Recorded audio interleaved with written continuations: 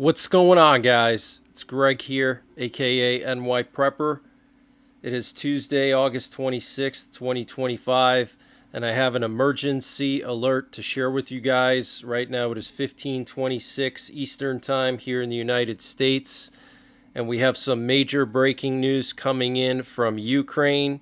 So just in the past hour, apparently, a massive Ukrainian drone attack is currently underway against military facilities in Crimea, and the launches of Ukrainian Neptune cruise missiles have been recorded in the direction of the Crimean bridge. Wow. Okay, so Ukraine launching a massive drone attack on Crimea, launching potentially cruise missiles at the Crimean bridge.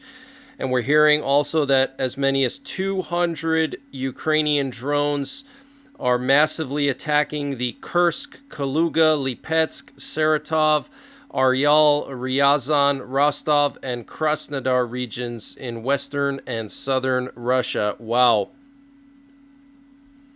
So this is absolutely huge news. I do have the 24/7 live stream running right now. You can tune into the live stream, and my wonderful moderators will be updating the latest information in the chat. Now, also, we have some very unusual flights this afternoon. We have two presidential Doomsday planes up in the air over the Midwest right now. And what's very strange about them is, first of all, there's two of them airborne at the same time, which is very rare. But also, they're flying right behind each other. Okay, one took off from Offutt Air Base, the other one took off from Wright-Patterson, and they flew towards the D.C. area.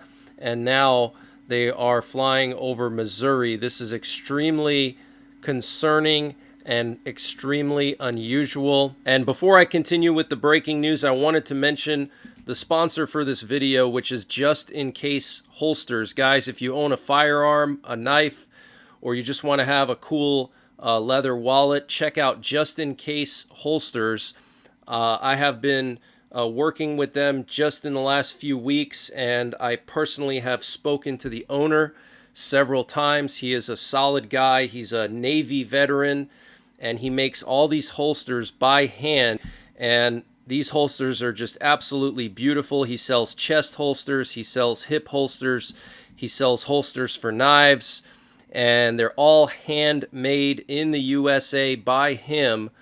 So very high quality stuff, and he has provided me with a 10% discount code, which is just NYPrepper in all caps lock. I'm going to put a link in the description below to his website with the promo code, but it's justincaseholsters.com, and the promo code is NYPrepper, all caps lock. So check him out, support a veteran, and also you're going to help support this channel as well by supporting my partners.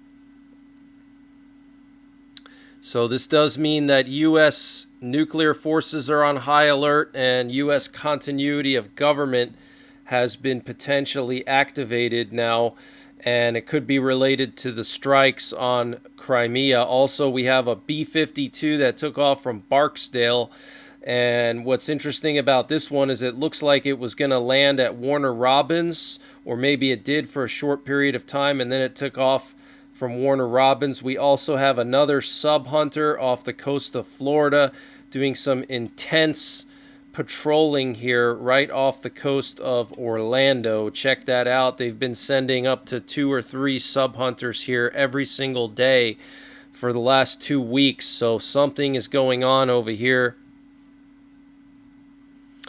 But this is very, very concerning. And we're hearing that the U.S. is sending more warships into the southern Caribbean, including another missile cruiser and another submarine to target potentially drug cartels. So we know that the U.S. has already deployed 3 Arleigh Burke-class guided missile destroyers, which can launch Tomahawk missiles, as well as SM-3 ballistic missile interceptors. We know that a submarine has been deployed there, and we know that 4,000 Marines have been deployed aboard an amphibious assault ship. Now we're sending another missile cruiser and another submarine, so potentially We may strike Cuba or Venezuela. Potentially there's ICBMs in Cuba. I'm hearing unconfirmed reports from KLW World News that Cuba has ICBMs now, that the Russians deployed ICBMs there, or potentially maybe Russian missiles are in Venezuela and we're going to strike those, or we're going to go after the cartels. So we have to keep an eye on the Caribbean over the next few weeks and the next few days. And we're hearing that Western capitals have drafted a security plan for Ukraine that would begin with a demilitarized zone patrolled by neutral peacekeepers acceptable to both Kiev and Moscow.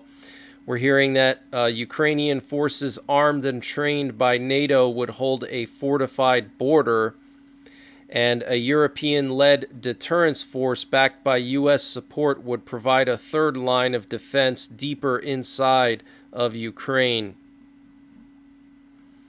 And Turkey is boosting its civil defense. After recent Middle East tensions, the cabinet decided to build shelters in all 81 provinces. The Environment Ministry launched a nationwide plan with construction already starting in cities like Ankara. So Turkey is building bomb shelters in all 81 provinces. That is very, very concerning and very unusual. And we had more Russian planes fly to Alaska 2 days ago. Here's an official press release from NORAD. On August 24th, NORAD detected and tracked Russian aircraft operating in the Alaskan Air Defense Identification Zone.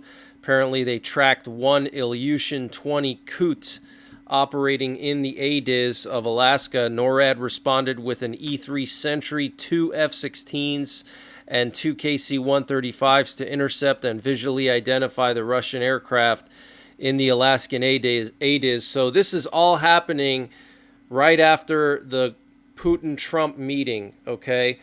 Putin is sending aircraft into the Alaskan ADIZ just over a week after meeting with Trump. That is very, very concerning. And Norway and Germany are jointly supplying 2 Patriot air defense systems to Ukraine. The systems and anti-aircraft missiles will be supplied from Germany. The U.S. has promised to replace the donated systems, and Norway has pledged to financially support their replacement. And Trump told European leaders that the U.S. will provide intelligence, surveillance, reconnaissance, command, control, and air defense assets for a European-led security force in post-war Ukraine. The UK and France will lead, deploying tens of thousands of troops, but European officials said this requires U.S. support. So it looks like Trump does not want to deploy troops, but what's interesting is he said that he would provide air cover, so potentially establishing a no-fly zone. But right now we're hearing that the U.S. will provide at the very least some ISR capabilities and air defenses, while the UK and France will be deploying ground forces. And Trump made some comments today on Ukraine. He had a big press conference with his cabinet. He said Europe is going to give Ukraine significant security guarantees. We will be involved from the standpoint of backup. He also said, we talked with Putin about limiting nuclear weapons. We have the most, Russia second, China third. China is very behind, but they will catch us in 5 years. And Trump said, we don't pay any money to Ukraine anymore. And a reporter asked him, why is Putin so reluctant to meet with Zelensky? And Trump said, because Putin doesn't like Zelensky. And the reporter asked, how long are you going to let this play out? Will there be consequences for Russia if they don't meet? And Trump responded, yeah, there could be very big consequences. And the Trump administration has outlined plans for a 50% tariff on India in a draft notice over Russian oil purchases, addressing threats to the U.S. by the government of the Russian Federation. Interesting. So 50% tariffs potentially on India for buying Russian oil. And the Chinese Foreign Ministry said China does not plan to send peacekeepers to Ukraine. And Poland will stop paying for Starlink in Ukraine after Polish President Karol Nawrocki vetoed a law on aid to Ukrainian refugees. Polish officials say that from October 1st, there will be no legal basis to keep funding Starlink for Ukraine.